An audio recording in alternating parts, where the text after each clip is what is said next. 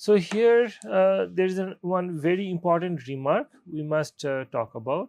So this says that the statement of the theorem is not true if the condition 1, which is saying that that the double limit is 0, that the initial condition reaching in terms of double limit. Instead of that, if one replace that by 1 prime, that is just take x and limit t tends to 0 utx, that is 0. So that is also one condition. This is just saying that okay, if we approach to the initial line vertically, so you don't move x but it's only one direction, and there if you find 0, if that is the condition given, then that equation has any non-trivial solution or not. The answer is yes. In that case, there could be a non-trivial solution. This is an example that small p is the probability density function for normal random variable, what we have also already introduced in earlier lecture. So if you take that probability density function where the mean is x, variance is t, and evaluated at point 0, so that function, if you take partial derivative with respect to x, you get another function of t and x, and you consider negative of that function as your u, and you check that whether this u satisfies the heat equation and also this condition. Surely this is a non-trivial function.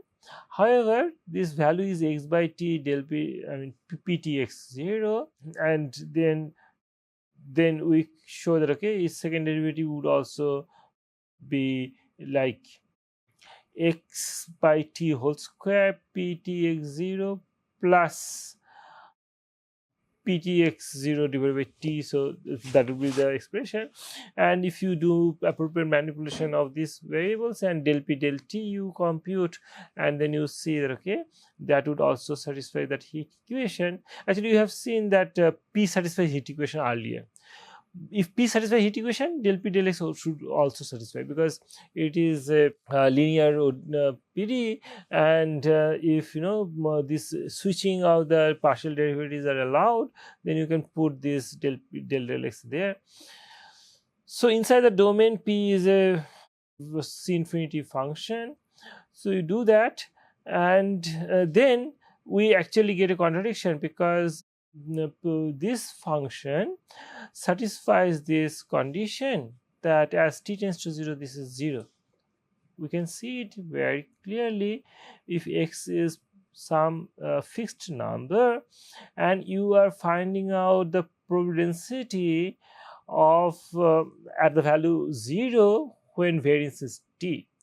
Now if t decreases to 0, then we know that the density function becomes more concentrated at x, and beyond the neighborhood of x the value decreases to 0, and as t tends to 0, this value, because x is not 0, correct? So at value 0, this pt would be 0. Okay, and here the same thing also happens for del p del x, because we would also like it becomes like flat. Okay, so del p del x, the derivative also becomes 0. Okay, so this is one very important remark, that how to talk about the initial condition.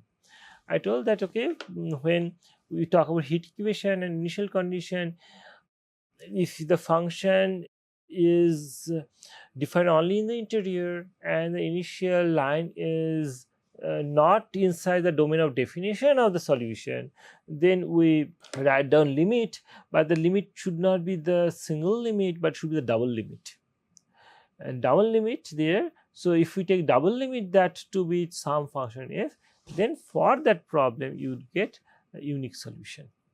Okay, so this actually also clarifies some way of writing, when you specify a heat equation, how are you going to write down that? Okay, thank you. This much just I wanted to say.